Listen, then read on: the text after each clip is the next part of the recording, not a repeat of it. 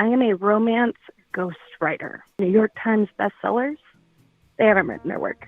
It's me. Does That's your my job. own writing ever turn you on? Call from Veronica. Veronica? Yes, hi. How are you, Veronica? I'm doing pretty well. How are you? I'm alright. I'm hanging out in the subway. Oh, that sounds fun. What are you doing? Who's in the background?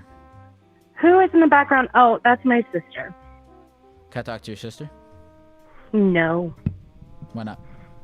she's not of age. Oh. I have a question for you. Yeah, Are you interesting? I'd like to think so. I have a very interesting career. What is your career? I am a romance ghostwriter. I have written, just finished my 30th book for other people. Many of them New York Times bestsellers. They haven't written their work. It's me. Does it bother you that you write the work and then the other people get to take the credit?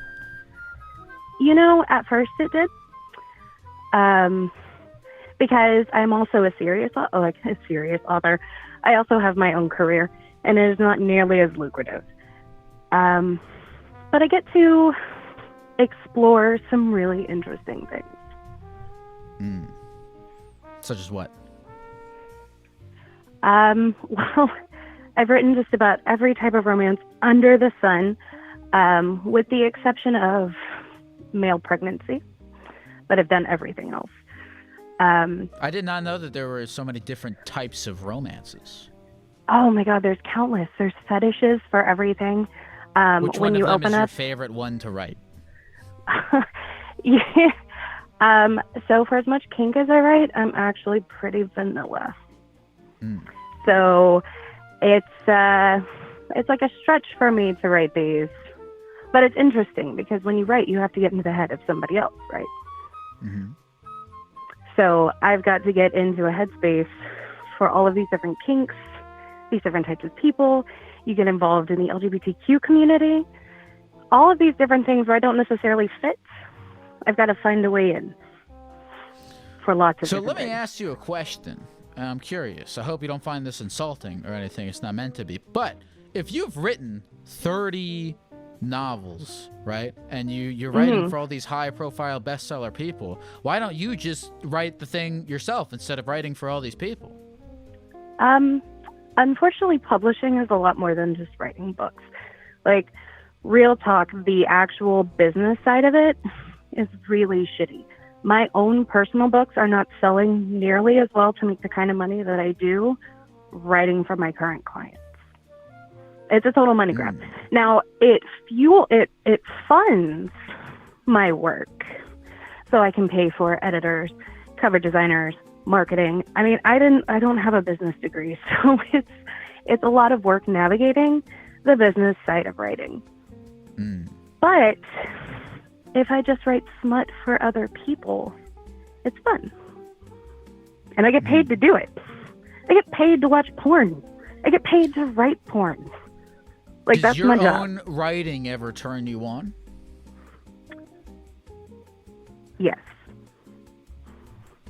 Do you like? Do you ever like?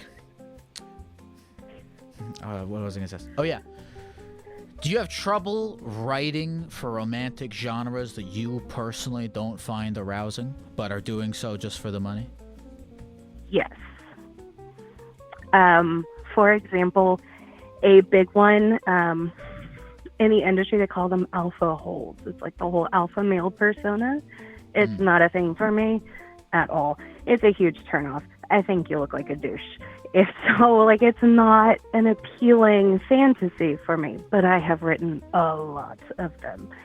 And while it gets easier with time, it's still, my most recent project was like dragging nails across my skin trying to finish just because I found the lead male that infuriating.